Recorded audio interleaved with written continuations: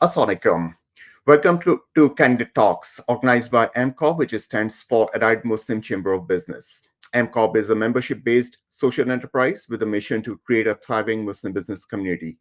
It's the power of collective wisdom, continued learning, and thought leadership brought together for Muslims by Muslims.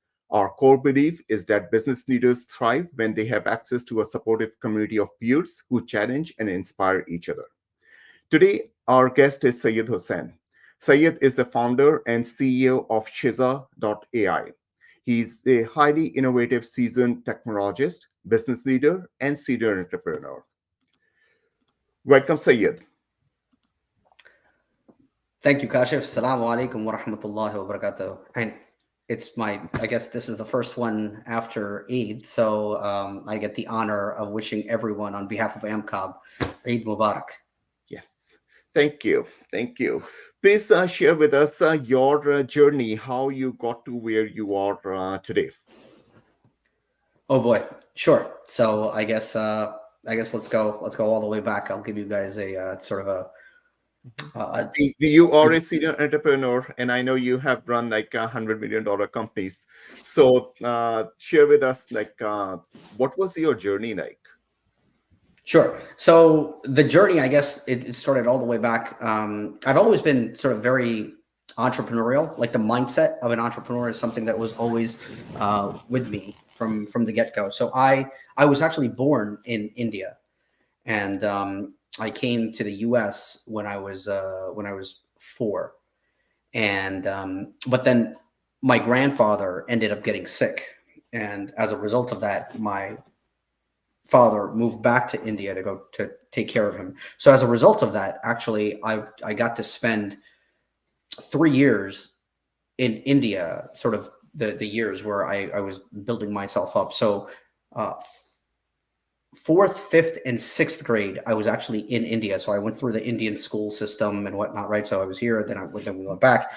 And as a result of that, that allowed me to get to really acclimated with the culture, with the language, with all of those things. So alhamdulillah, I've been blessed to have been able to get the best out of both worlds, right? The West as well as the East, right? In India. Mhm. While we were there, when I was in third grade, that's when I launched my sort of first business. That's where I got my first, my feet wet into the world. I would like to say into the world of business, but it wasn't really the world of business. It was just entrepreneurship. So I was very, very big into comic books. But over there, you didn't really have a concept of collecting comic books. And the way that those comic books would come out, those Mhm. comic books were stories. They were very episodic. So you come to the end, and every comic would be released every month or so, right? So this month there would be a whole series of comic books that would come out, and it would be like, okay, well, what's going to happen? Stay tuned. They would leave cliffhangers. Okay, stay tuned until next month for the next comic to come. So, and the cost of a comic was about 5 rupees. And but once you read it, again, because people didn't collect them, it's like, okay, once you read it, you're done. So the I thought to myself, I said, okay, well, what happens if people don't have to buy the comic, if they can just come and pay me a fraction of the cost of that comic? So I'll buy the comic and I'll just charge them to basically rent the comic, Mhm. because the reality is they don't care about ownership of this comic. And so I did that. So my grandfather's room downstairs, we set up little clothespins and put comics on there. I would buy the comics, and I would just have the kids in our neighborhood come in and read those comics for like 50 cents, as opposed to paying 5 rupees to Mhm. quote unquote read the comic. So I started doing that, and very shortly thereafter, I started to realize I was starting to gain a lot of popularity, and like this was becoming the spot for these kids to come in and read these comics. And while they were there, I figured, well, you know what? If they're already here, they're going to need to have candy. They're going to need to have soda. They're going to need to have some snacks. So let me just get those as well. So that was sort of my first exposure to the world of business, and where I was just like, oh man, I really like this stuff. And And as you a were result in of that, grade four at that time? third, I was 8. Grade three. Okay. Yeah. So I was in third grade at the time, and I guess third grade transitioning into fourth grade. So yeah, right there. And again, it's not some kind of it wasn't like some epiphany, some genius. It was just a matter of opportunity, right? Identifying the opportunity and taking advantage of that opportunity, finding a need and filling that. And that's essentially what it was, and having the ability to be able to monetize on the capitalization of that opportunity. Again, the one thing that I do want to highlight is throughout this whole talk, what I want to be able to showcase to people is that these entrepreneurship and these geniuses that people have, if you're expecting to get some genius insights, this is not the conversation. I'm certainly not that guy. What I'm going to tell you is like very, very simple things, because I pride myself on being someone who's an average guy, right? Average intelligence, average know-how, but then being able to identify opportunity and have the ability to be able to capitalize on that. That is what entrepreneurship comes into play. So I did that, and that was sort of where I was like, man, I really like this whole entrepreneurial route, right? And got to develop my personality and whatnot.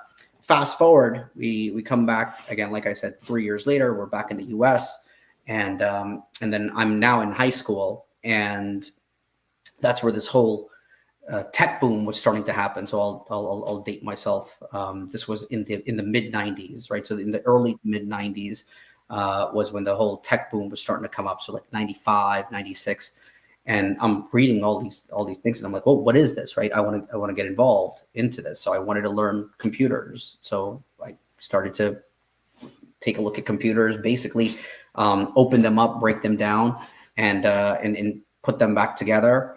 And that forced me to learn more and more about infrastructure, so the computer hardware. And then from the hardware, I started getting more and more into connectivity of the computers, one computer with another, what the value of that comes in. So what you have is you have a network, and then of course multiple networks end up going into this thing called the internet, right? The ability to be able to, for computers to be able to internetwork with one another, or the internet.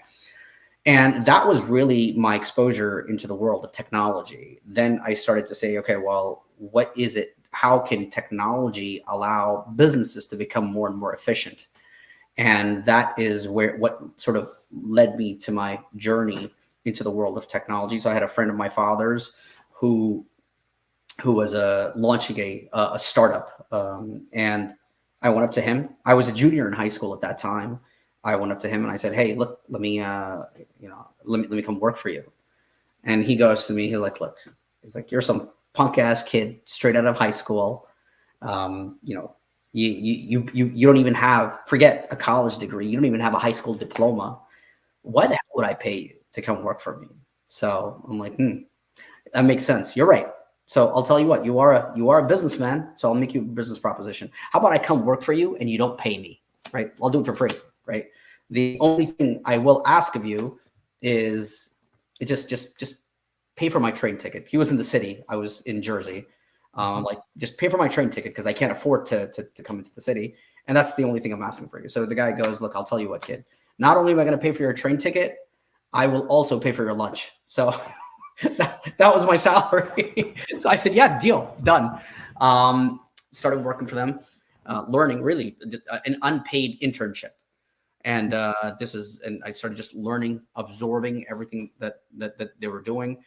And then from there, I started to gain a better and better understanding around the world of this thing called websites and web design, and putting those things together. So I did that. Eventually, he asked me after a couple of months to come on board with them. And that was essentially like a small little paid gig that I got. So that free opportunity actually translated into some money. And then by the time I got to my to being a senior in high school, that's where I was like, I had a friend of my family's who was working for IBM at the time. So him and we got together. I said to him, I said, "Look, these things, this consulting that you're doing for these large organizations, small businesses need these, right? They don't have that infrastructure. They lack that infrastructure. So this is something that we can provide for them." He's like, "Yeah, but he's like, look, I can put these things together, but I can't sell." Right. I said, "Don't worry about that. I'll get the clients. I'll figure that part out." Right. So that was the launch of my first. Now we get into the official company. So this was the launch of my first company, which is what I had launched when I was a senior in high school. So I did that, and lo and behold, it ended up turning into a decent business, and I'm making some cash and whatnot. Still, as again a punk kid out of high school, and I'm doing these things. And from there, we started to evolve into getting larger and larger clients, and that was sort of my gateway into the world of the capital markets and larger organizations. So I started off with GE Corporate. They were building out they had needed help in building out their data warehousing division, which is like a baseline foundation that you need to extract data and be able to gain analytics out of the data that you do have. So I was helping build that out. And then from there, I started getting exposure into the various GE business units. But the one that intrigued me the most was GE Capital. And that's really where my affinity towards the capital markets grew. So I completely fell in love with the capital markets, was very, very fascinated by this whole notion around money and how it flows and incentivization and structures of trust and whatnot. And so, and I wanted to get into that point was when I wanted to really like just do a deep dive into the capital markets. And that was essentially how I ended up getting into investment banking, private equity, M&A, trading, asset management. So that's sort of my background that comprised of that. So I was with Credit Suisse, built out their shared services division on the business intelligence side. Was running, was doing that, and then my last corporate gig, I used to be the head of data and analytics division for Neuberger Berman, which used to be the asset management division of Lehman Brothers. So I went in post Lehman collapse, helped them split away from the Barclays entity, built out that data and analytics division from the ground up, and then afterwards they asked me to run it. So I was doing that for a couple of years.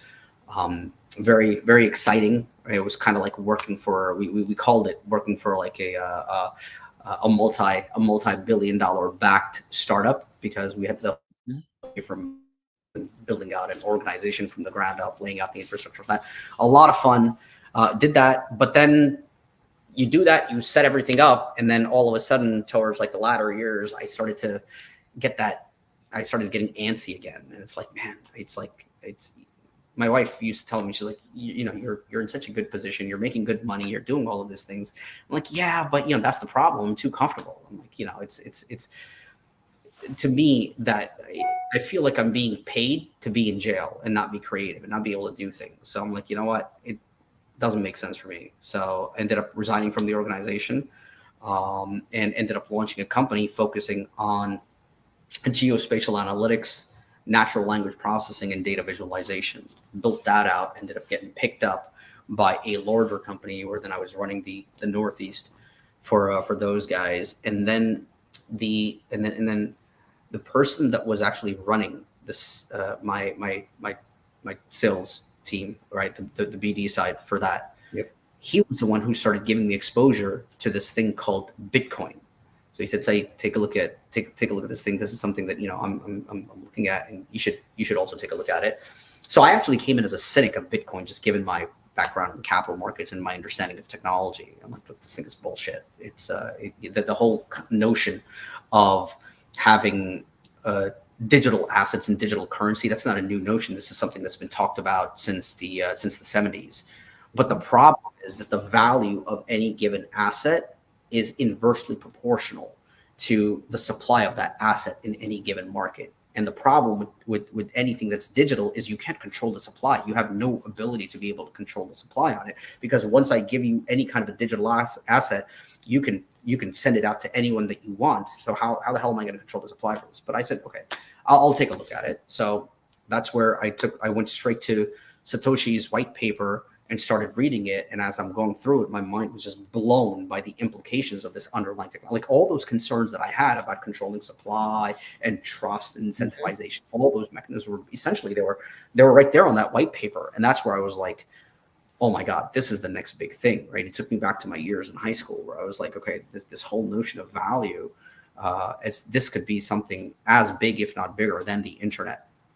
So that's really where my affinity now and my intrigue on the blockchain side, or the crypto world, or now what it's known as the Web3 side of things, started to come in. So I was going to go launch a company focusing on what I called the tokenization of assets, right? So what we call RWA now, real world assets, tokenization of real world assets today. This is something that I was talking about in 2016, 2017, going into this.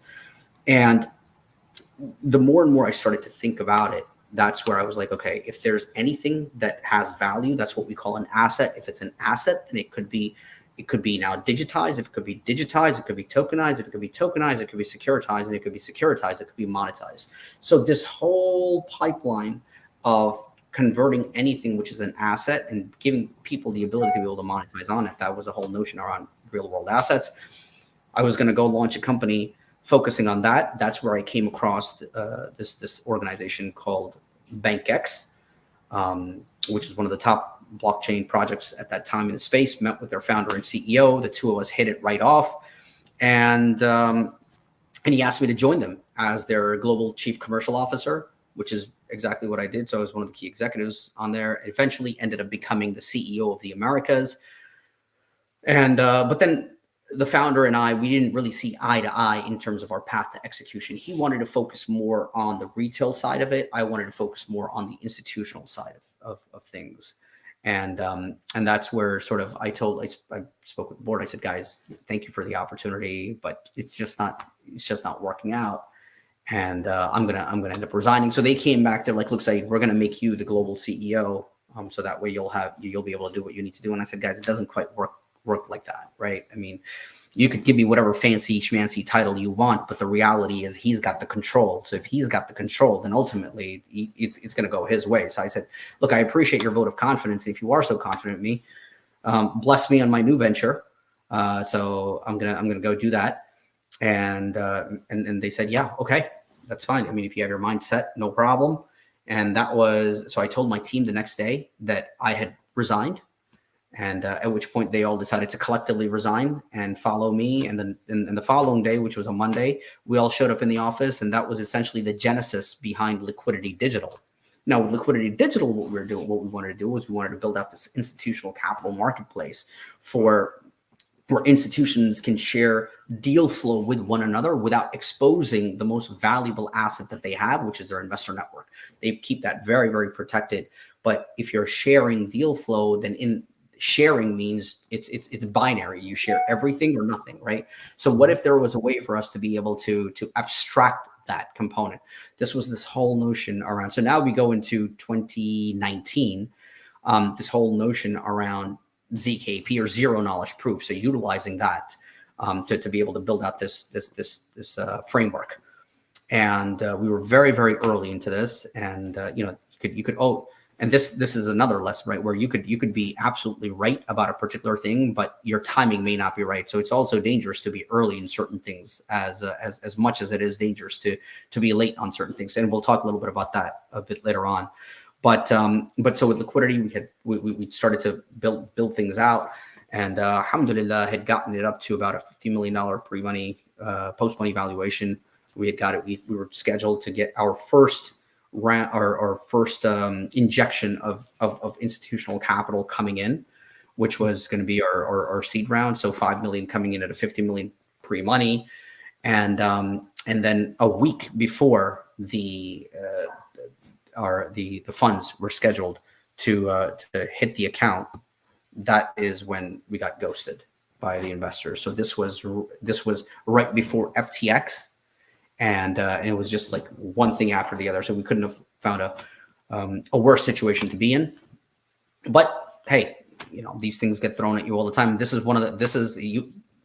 you want to be an entrepreneur, get ready for these kinds of things, right? These are things that you should absolutely expect.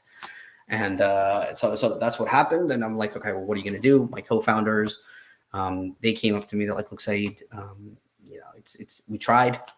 You tried, certainly. For us, it doesn't really, it's not making a lot of sense. We have to go find a job. And you, by the way, have a family, so you need to find a job as well, and you support them. It was crazy. I'm getting people left and right telling me, sort of pushing me to like, go get a job. And I'm like, yeah, guys, that all makes sense, but you're forgetting one thing. I think you're forgetting the fact that how crazy I actually am, right? I wouldn't be doing these things if I thought as normal human beings think, right? I'm a pretty crazy guy. So I said, you got to keep those things in mind. So I'm sorry, I'm going to keep pushing. I'm going to figure out one way or the other. And one of the components for that we were building out was this. I always had this play for a deal recommendation engine utilized, and just given my background in data, right? So I've got about 25 years plus in these things. And I was like, we wanted to build out an automated recommendation engine that would make decisions for you. So not just be able to build out provide recommendations, but then take it the next step and make those decisions as well. Problem was that in order for us to execute on something like that, the infrastructure costs were so significantly high that it wasn't that easy to be able to do so without a tremendous amount of capital being injected. So I was like, okay, but then this watershed moment with OpenAI happened in around the 2020 end of 2022 mark. And one of the advantages of being someone who could be, look, I'm not an Uber coder or anything like that, right? Full transparency, but I am dangerously technical. So just technical enough to be dangerous and understand things. So I was able to utilize that infrastructure and start to build things on. And before I knew it, I ended up building out essentially an AI enabled due diligence analyst focusing towards the capital markets. And I was going to go into the market with that, but then this was my experience coming in, and I started to think that, wait, hold on one second. Rather than pat myself on the back and think of how much of a genius I actually am in being able to put something like this together with really like no real capital behind it. Mm-hmm. Let me think. If I've been able to do this, imagine someone who actually does have the technological prowess and the capital backing them to be able to do so. If I've been able to do it this quickly, that means that in the future, there's going to be a tsunami of these things that's going to be coming in. So rather than me think about building out like a ChatGPT wrapper of some sort, which is what pretty much everyone was thinking about, let me start thinking a couple of steps ahead and think about the second order effects of this, of what the impact of this AI tsunami is going to end up happening, which is what led to me sort of having an epiphany and realizing that, holy shit, there is a massive job displacement that's going to end up coming in, and it's going to hit us. And it's something that most people are not even talking about. And those that are talking about it are coming up with some nonsensical solutions for it, like UBI and whatnot, which is absolutely not going to be the solution for it. So if that's the case, then we need to rethink the notion around what value is and how that's going to come in. And this is where I came up with the concept of this shared human intellect zonal agents, or SHIZA for short. And that was essentially the genesis behind us launching shiza.ai, which is sort of led to where we are today. So I hope that was no, thank you. Thank you for sharing all this background of how you ended up being what you are doing right now. As we are looking into, and you mentioned that there would be a lot of displacement in the job market. Many industries are gonna change. Do you have? Would you share some examples where you foresee that in the next year or so, that particular industry or industries would hit the hardest with the AI? I think the easier answer is probably, I would just reverse that, right? And say, which are the industries that are not going to get hit hard? Because I think the vast majority of industries are going to get hit very, very hard. And it's not even a matter of us sitting here and being able to predict what those are going to be, because quite frankly, that just it depends, right? It depends on on the latest models that come in and who are the organizations that are sort of implementing them. Mm-hmm. Think about it this way. How we used to think about how these things would be. So, sorry, I needed my coffee. Let's go back and think a little bit about how we used to think where the impact of these kinds of automation is going to be. So the word automation was generally utilized for what we called monkey work, right? Anything that someone is doing on a constant basis. Hey, let's just automate it, and they don't have to do that anymore. That's how automation came in. So that led us to think about anything which is manually laborious work that starts to get automated. So a lot of people like yourself and myself, we were sitting back and thinking, oh man, you know what? Yes, these jobs are going to end up getting automated and whatnot. These manually laborious jobs are going to end up getting automated, which don't really require a lot of thinking. But the ones that are going to always be there, right? The ones that are going to, or at least be the last ones to go, are going to be the ones that require creativity, right? Like things like, my intellect, things like creativity, like art, music, drawing, logos, these kinds of things, right? That's going to be those are going to be the last ones to go. Well, what the notion around these transformer models, what they proved to us was that our thinking was completely backwards, right? It was completely backwards. The first ones to go are the creative ones, and the ones that are going to be sort of the last ones to go are going to be the ones which are going to be sort of these manually laborious work that actually require hardware. So anything that requires brain power, what we call, or which is sort of, I think about it like software, right?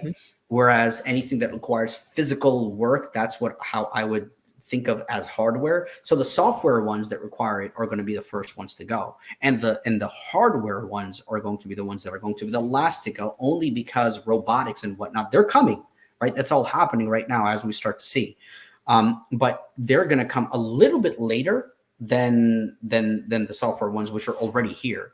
So as far as industries, and I mean, the proof is for us to see how much of this is actually being implemented. Open up any news.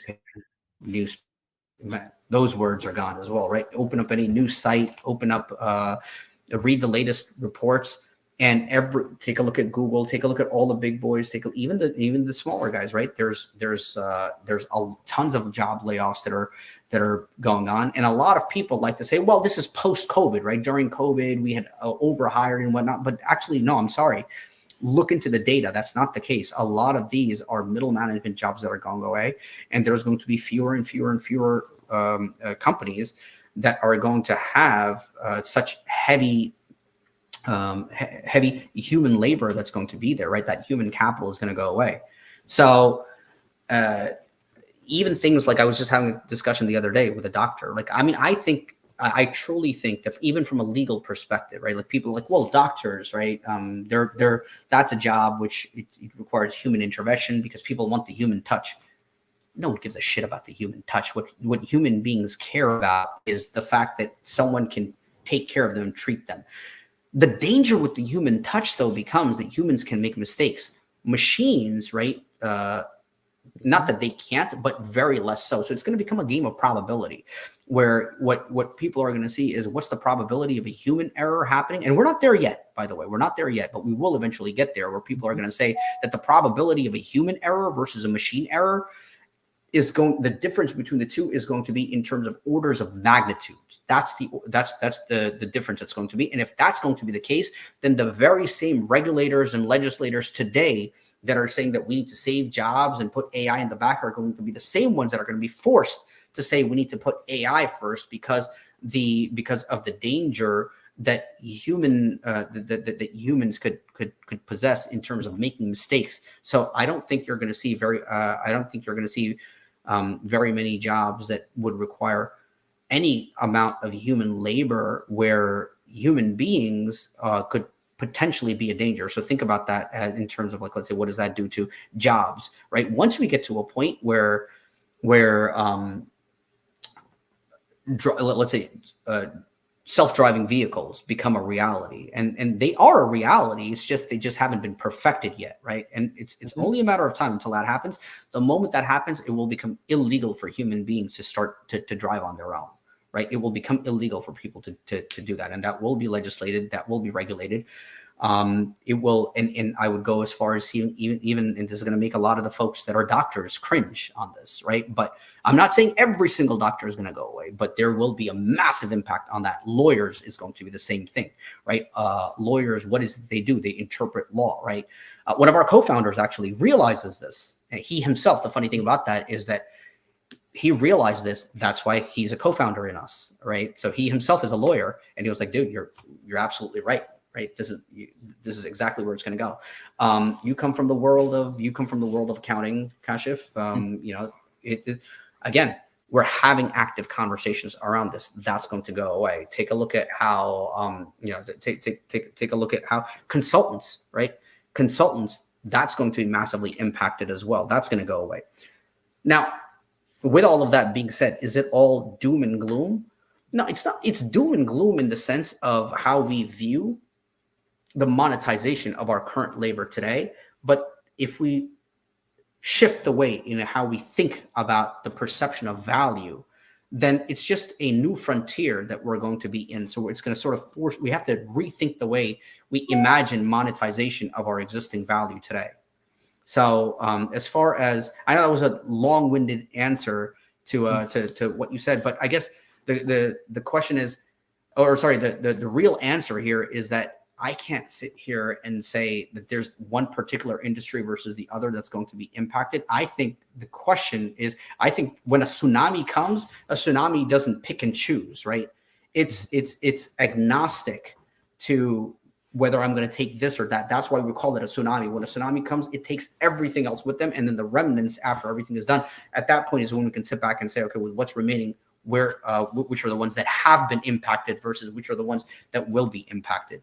But I think anything which involves creative, intellectual labor that can be automated from a software perspective, in which those are going to be the first ones to go, which scarily enough, at least in the West, I think there's going to be a significant, in more developed nations, we're going to feel the brunt of that a lot more than the less developed nations in terms of the economic impact that it's going to have on them, because they're a lot more manual and less dependent on automation and software and these kinds of things. And from there, the concept now we have, like on the automation side, we had SaaS, software as a service. Now the concept of CaaS, knowledge as a service. So now with that coming into place, yes, the intellectual capital will be programmed in a way, and we'll be able to provide it to masses. So from let's switch into the AI revolution that we are seeing right now.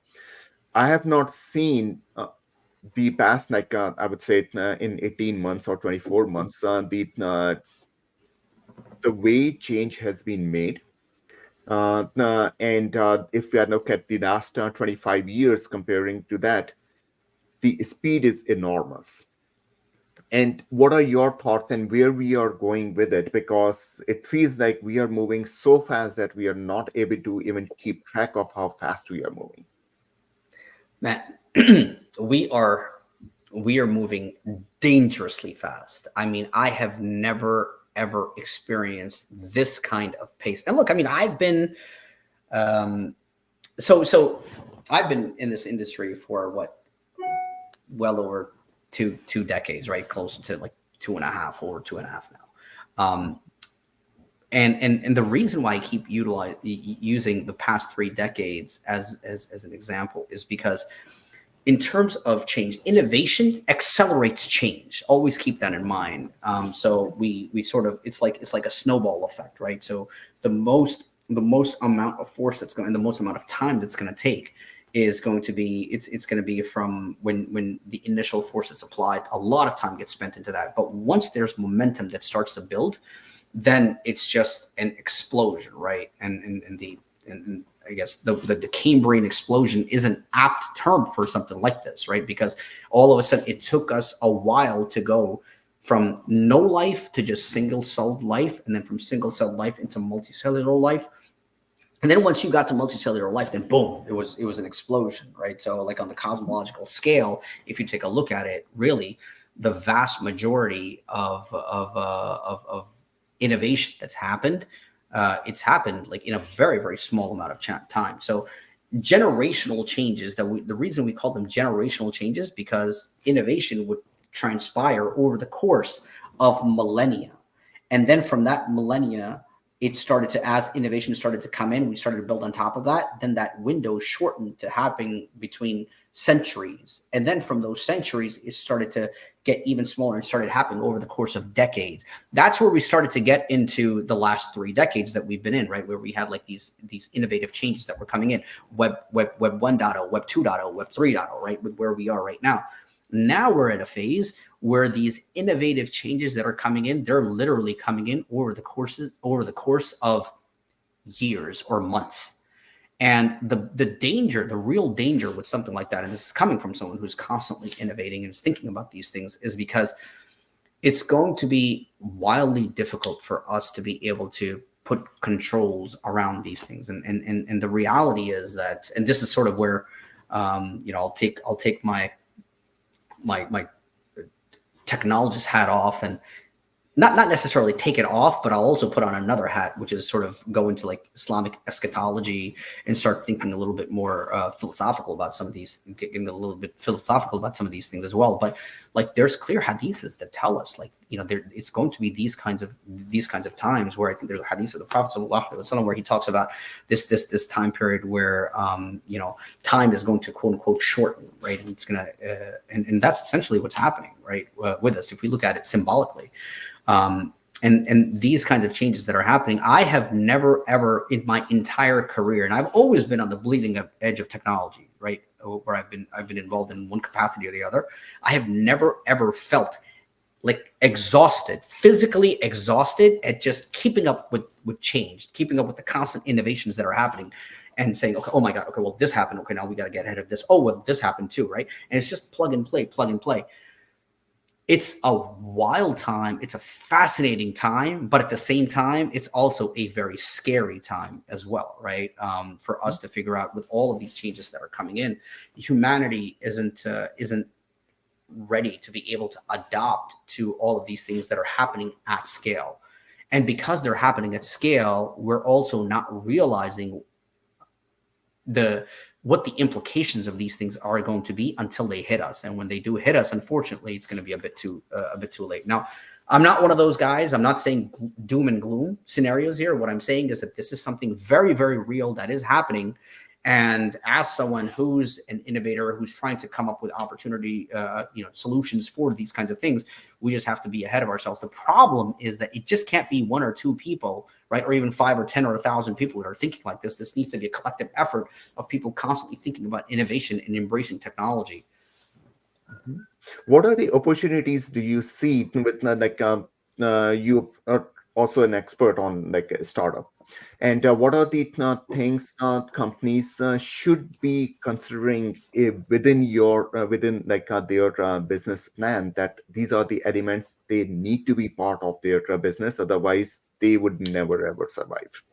Yeah, so I guess a quick caveat there is I'm no expert on startups. Who I am is I'm a dummy who's made a lot of mistakes and has learned from them, right? So certainly, if you are going to make mistakes, then learn from the mistakes that I've made and go make your own original mistakes as opposed to remaking the same mistakes that I've made. Look, Kashif, I mean, I'm not going to say the same, the same sort of standard things that people have said, right? Like, what are the things that, hey, okay, if you're not thinking about AI, then you're not going to be in business anymore. Yes, that's true, right? But that's something everyone else, at this point, we all need, like, that should be something as obvious as saying, hey man, if you're not gonna breathe, you're not gonna survive, right? So and those kinds of things, being obviously being ahead and understanding what the technological landscape is, those are all things that you'll be able to get from from any sort of a Google search, or in this instance a Perplexity search that you can do, and you can look up. You can get all these things, right? ChatGPT can provide you with these sorts of answers. I think the real thing that people need to be thinking about, and this is especially within like our own community, is a lot of the things that we've been taught Mhm. are wrong. They're completely wrong, right? The mindset that we've had has been completely wrong. So the reality is that the future is going to be, and we talk about this, we call this a post-labor prepping for a post-labor economy, right? Post-labor economics. What is that going to look like in a future where there's very little jobs? Now, you'll notice the one consistency that I keep on saying is that very little jobs, job displacement, all these things. Yet,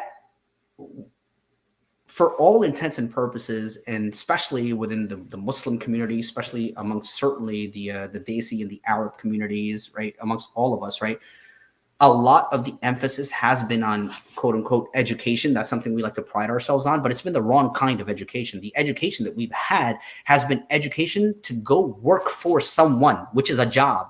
If those jobs don't exist, then your education, the training that you've gotten is worthless, right?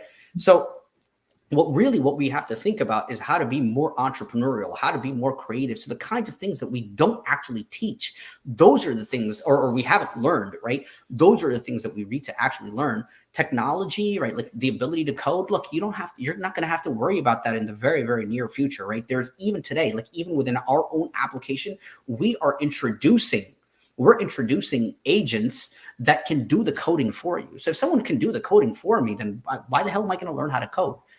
I mean, it's again, I'm not saying that you shouldn't know you shouldn't know it, but knowing something for the sake of knowing it is very, very different than knowing it because I need to know it, right? So if you have these things that can do that, the real value is going to be on your creativity. It's going to be on the things that again we don't learn, that we've gotten away from, right? Things like having within our folks, what we learn is we learn a lot of things on how to be intelligent. But how do you define intelligence? Emotional intelligence is something which is lacking massively across the board, and that's something that's unfortunately those are things that you're not really gonna be able to learn in a book, right? You don't learn EQ, right, in a book.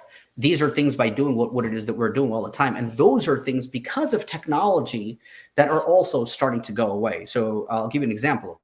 The best way emotional intelligence and social intelligence is by actually socializing and being around human beings. Technology has all of a sudden given us the ability where if I look around, whenever we go, right, whenever we see kids, they're all on their phone. Like even the notion of video games, there used to be a concept where even if you're playing video games, you were limited to how you can play a video game because that forced you to actually be around people. Well, now with online gaming, you don't need to do that. In your mind, you're thinking you're with people and you're working. It's actually called social gaming, which is the stupidest term because there's nothing social about that gaming because you're not socializing. You're inside your own silos and you're playing these things. And what that's having is that's actually having an impact on you, a negative impact on your social skills diminishing. So the things that I'm talking about, which would be the most important things, are the things that we're losing out on. So what is it as parents that we could do? Again, we have to go away with what we've been taught to do, right? In this instance, it's actually pushing back against what we've been taught to do. So like, for example, with my kids, I force them. I'm like, nope. If I see they very, very limited in terms of what video games exposures they get, how much time they can spend on YouTube, how many devices. So I've got 3 kids, and one of them is she's a sophomore in high school, and this is the first year that she actually has a cell phone. And you better believe that cell phone is on lockdown because we know exactly where she's going, what she's able to access, what she's able to do, how much time she gets, right? And that gets taken away. My other 2 kids, they're like, oh, we want a cell phone, we're on cell phone, and we're like, it ain't happening, right? You want to go out there, we force them to go play, and as a result of that actually a reverberating effect of this also is on our neighbors, because the neighbors, when they want to play with my kids, they're like, hey man, let's go on Fortnite, let's do this, let's do that. But then he's like, nah man, I can't. So they're actually forced, if they want to play, they're forced to go outside, go in the backyard, go play soccer, go wrestle, go do these kinds of things. So a lot of this thing is also going to be sort of going back to the basics, and that's how we're going to learn the human skills. Yeah. You're talking about the community. When we look at the entrepreneurship and our specific community, Muslim community. What are your thoughts on the strengths that we have as a community and the areas that we need to work on? Okay. So now you're asking a very sort of sensitive question, which is going to, I'm pretty sure, offend a lot of people, but it's okay. I think one of the things that we need more of in our community is more offending, where these niceties don't really help us, in any way, shape, or form. So I believe in tough love. And I think that's been the problem is, generally speaking, fathers are the ones that are expected to be the ones that are the tough guys and say, hey, give it to me straight, doc. What is it that I need to do?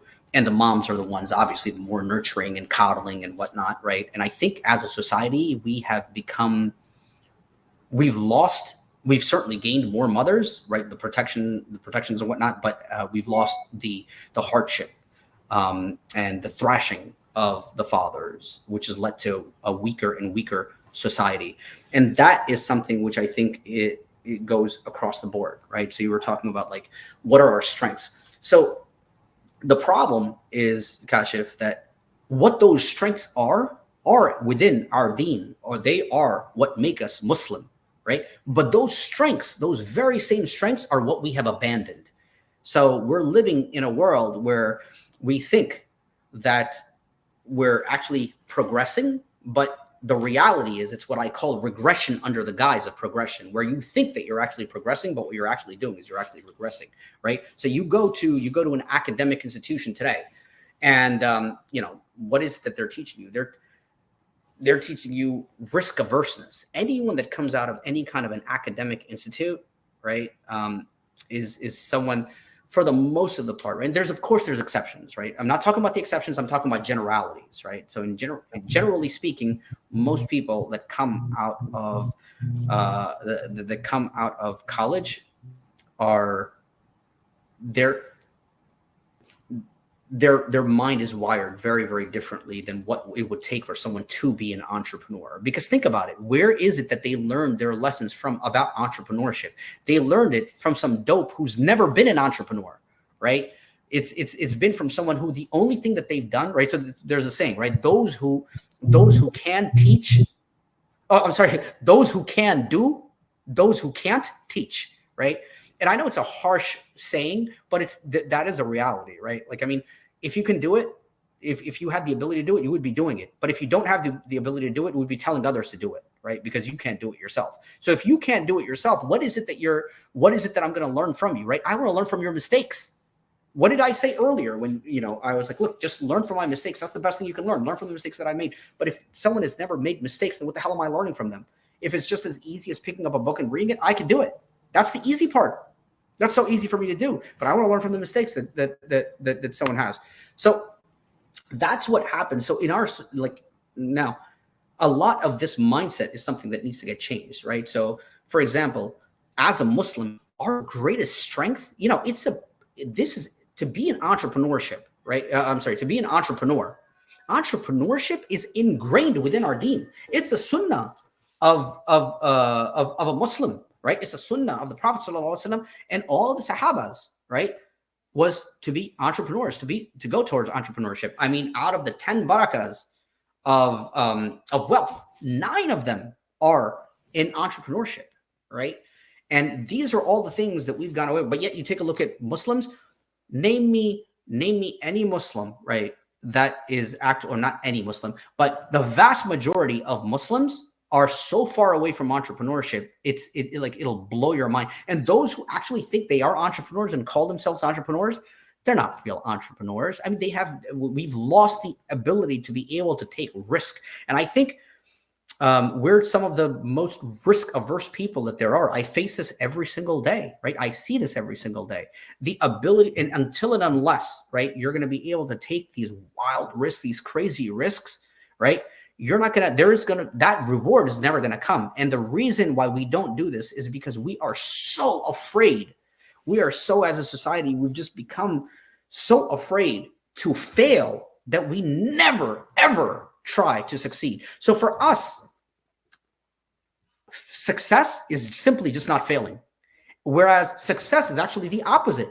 Success is fail, fail, fail, fail, fail, fail, fail, fail, fail, fail, fail, fail, fail, fail, fail, fail, fail, fail, and eventually you'll succeed. That's how it works. For us, we don't think about it that way, right? And that is essentially, look, I mean, what do I always say whenever you and I have discussions, right? I say, and I pride myself in this, man, I'm a crazy man, right? I'm a crazy man. And if those are, it's like, I was just having this conversation with my wife the other day where she was like, well, what happens if this doesn't, and what happens if this, what are our options? And I say, and again, this is going to sound, this is going to be an insane statement, but if you're an entrepreneur and you have options, and this is for anyone who's an investor, ask this to your entrepreneur, right? What are your options if this doesn't work out, right? And if they come up with any option, right, don't invest in them.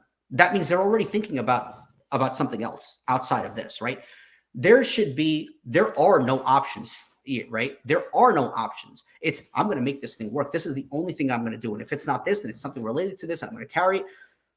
And this is where the strength of that mindset that doesn't come normally. You know where I get that mindset from? That comes directly from my belief in Allah, which comes through Islam, right? So the fact that I'm a Muslim, and I'm a believing and a practicing Muslim, right?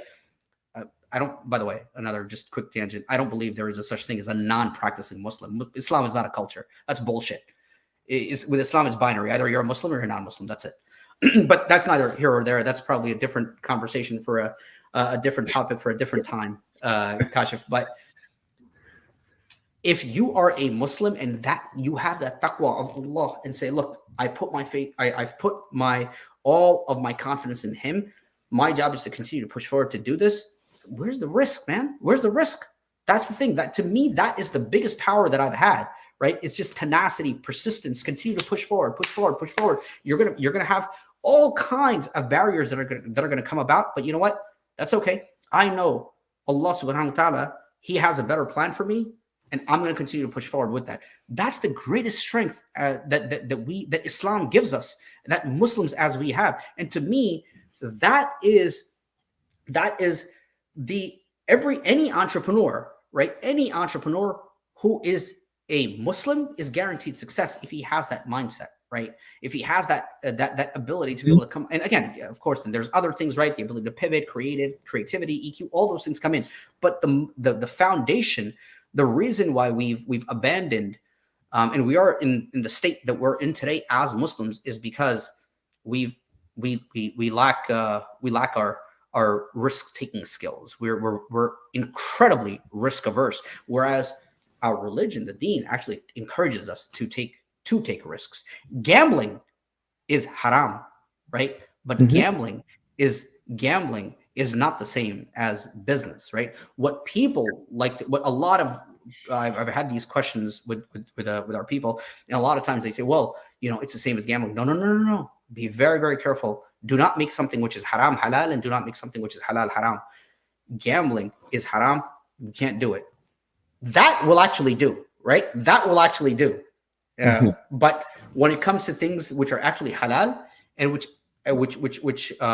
we're encouraged to do, that's the part that we've left behind. So we've abandoned our own ways. If we've abandoned our own ways, then we're in no position to say, why is it that if we've been given a set of instructions and we don't follow it, why is it that we're not achieving success? Well, because we've abandoned that path. That's my take on this, Kashif. Do you have a suggestion in terms of or recommendation that how we can cultivate more entrepreneurship within our community? What are the ingredients that we need to have as we are raising our children today? They are going to be the leaders tomorrow. And even for our generation who is 40, 50, 60 years old. And so what are the few things that you would recommend, action items that will help us get to where we need to be? So a couple of things, right? And I'll instill those things. I'll instill those the things that I've instilled within my own children, right? So, and again, a lot of these things are going to be things that are going to come across as as very contrarian, right, or in controversial, and because they are. But here's the thing: the beauty of the truth is always controversial, right? And so, I think it's important, right? I think what we've done is we've become too much of, like I said, right, the fear of not offending prevents us from speaking the truth. So for me, what are some of the baseline values that I instilled in my own kids?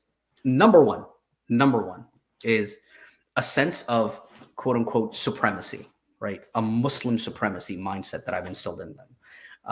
And I know that just that statement is gonna send fears down a lot of people's spines, but that's because we're spineless. The reality is that if we believe that this is the truth, what we do is the truth, and if I believe that then I should have, then yes, I am better. Now, that's that doesn't mean that they think that they're better than them because of at the individual level. No, it's at the level of standards. We have significantly higher standards. So I said this to my kids. I said, look, we have higher standards. Here's what we have. But in order to get there, that also means that I'm going to hold you accountable for those standards. That's the other thing. Accountability has been taken away. We have become one of the biggest I'm just laughing because I know this is going to be another thing which is going to irritate a lot of people. We have become the biggest set of victims that I've known. The only thing I'm hearing is why, Muslim this, Islam this, oh, poor me, poor this, I need this, I need that. You don't need anyone. Someone did something to you, go up to them and punch them in the face. And let's see how much longer they're going to continue to be a bully. Instantly, they'll stop it, right? But if I go and cry to mommy and I put mommy in front, that's what we become. We've become a bunch of whiners, right? That's not who we used to be, right? So what is it that we need? I think one of the things that we need is we need to go back to the basics, right? We need to go back to the basics. We need to go back to the one thing about Islam is, and that people say about Islam is that, look, these people refuse to change. These people are the most backwards people in the world. And you know what I say to that? Alhamdulillah, that's our strength. What people consider to be backwards today, because you know what's considered progressiveness? If someone comes up to you, disrespects you, and does something to you, I'm supposed to go back and cry and whine to someone else and have them handle it for me, versus someone did that to punch them in their face, never do that to me ever again, right? So what are the things that we need to instill in them, right? We need to teach things like accountability. We need to teach things like values. The fact that we believe in what our values are, and our values are supreme. Sorry, if that offends you, then you need to embrace what it is that we're doing, because you're weak, we're not. You could compromise, we can't. These are the things that we need to teach our kids. Take them away. Take the things away from them. Like, don't take the easy way out. It's a lot easier to just have someone else parent them, right? We shouldn't do that. You need to be that parent. Now, that doesn't mean that you're singing bedtime stories to them before they go to sleep, right? That's not what it is. But it does mean that they view you as that hero, right? Especially if you're the father. The worst thing that could happen, and that is happening in our society today, what I see all the time is, as a society, we're getting emasculated as a society. Very, very weak men. It's what I call the brothers, right? Where anytime you go, oh, brother, it's okay, let them do this, brother, let them do. No. By us continuing to become brothers, right? We're actually ending up becoming sisters. I'm sorry. There needs to be, for us, the masculinity that we have, right? That's what needs to be instilled within the next generation of ours, right? It's accountability. Take accountability. There's no one. If you're in the position that you're in, it's not because of anyone else except you. So figure it out, right? Risk taking, right? The ability to be able to take risks. And how do we get that? What kind of training can we get? We're no longer in, it's not like these kids can go out there and they have a battlefield that they have to fight and whatnot. So we have to artificially create these things. How do we artificially create these things for them? Sports. Put them into sports. Give them that competitive feel. And by the way, when you put them into sports, if they come back and they lose, you let them know that they've lost and make them feel bad about it, right? Make them feel very, very bad about the fact that they lost to the point where they never want to lose again. That's what you want. That's what creates competition. That's what's going to create these savages that are going to be going out there. We don't have that. We don't have that, right? In terms of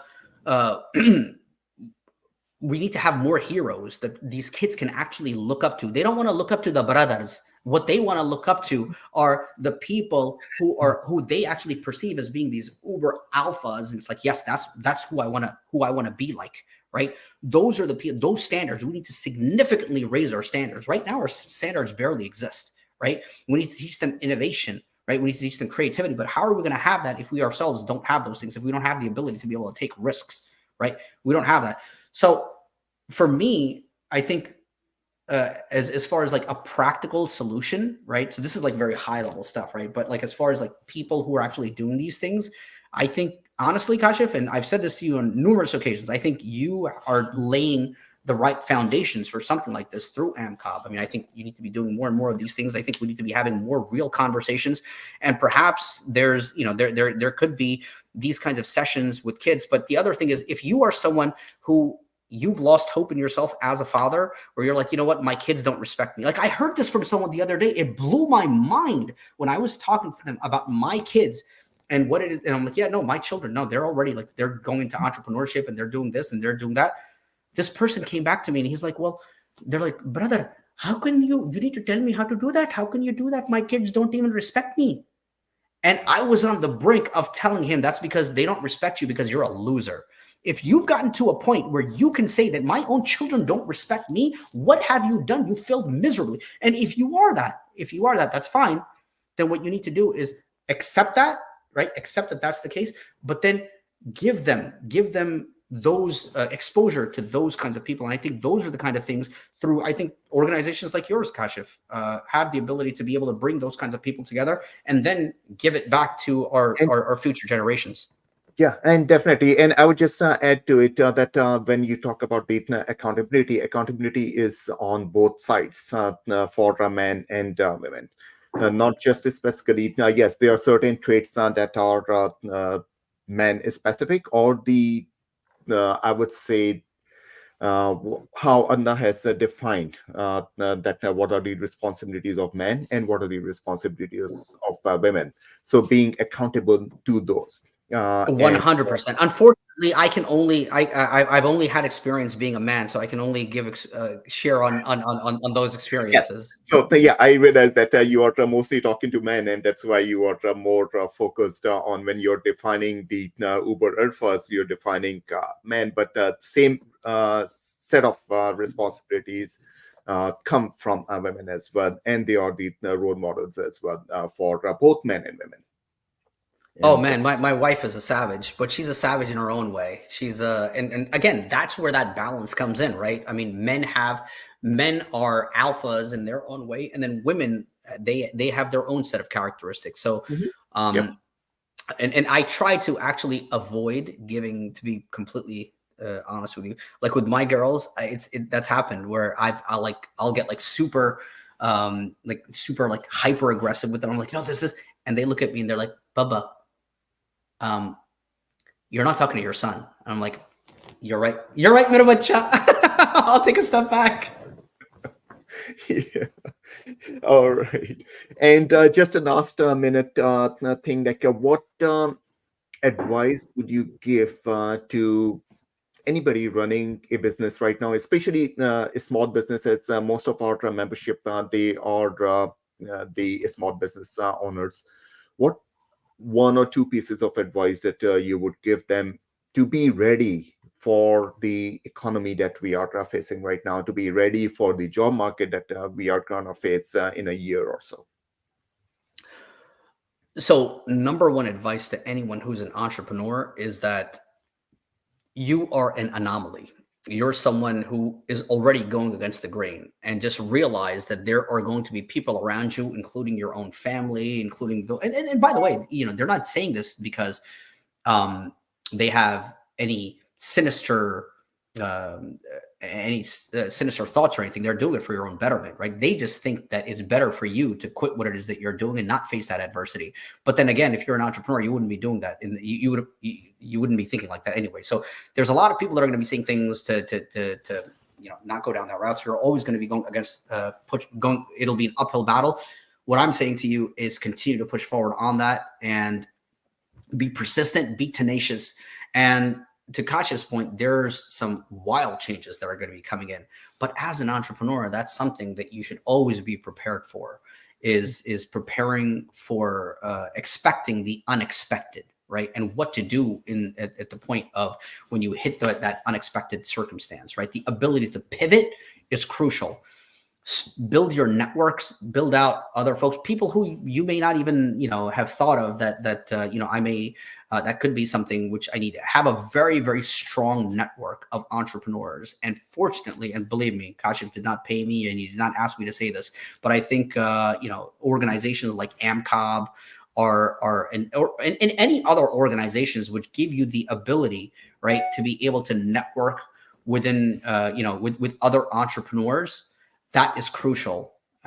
Continue to build those, because there is changes that coming. That is for sure. And the reality is that we can't even anticipate what those changes are going to be. But you shouldn't try to anticipate what the change is going to be. You just need to be prepared that there is change coming. And when that happens, I'll be ready. And the way that you can be ready by, and I can't emphasize this enough, is through your network. Have a very, very strong network of people. And the best friend that you can have is the friend that calls your baby ugly, right? Because everyone else is gonna tell you that, oh, no, it's okay. Well, this is the beauty in this, and this. The beauty in this. That's not the advice that you need. That's what everyone else says. A real friend is gonna tell you the hard truth, and you should be willing to, at the expense of getting offended. It's okay for me to be offended at something, but also realize that yes, there is truth behind it. Understand it. How can I change? How can I get better?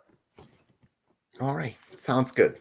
Thank you so much, Syed, for sharing your thoughts and sharing your journey. And Alhamdulillah, wish you all the best in terms of your growth and your the work that you are doing. Definitely, that it's exemplary in how you are pushing towards creating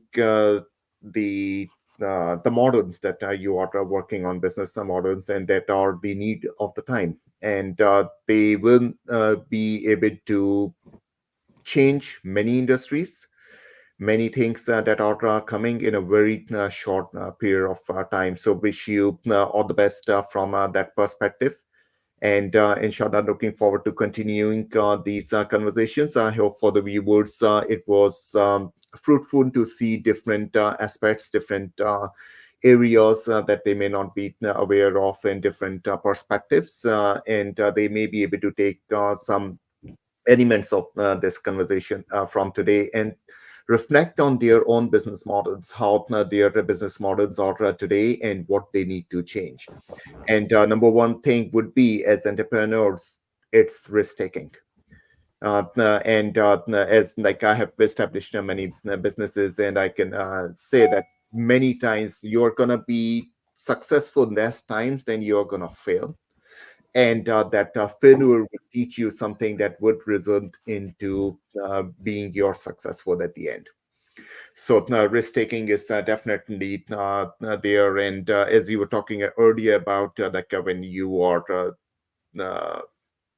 when you are without any options, that you go in with just one thing, and it reminded me of the example of burning the ships.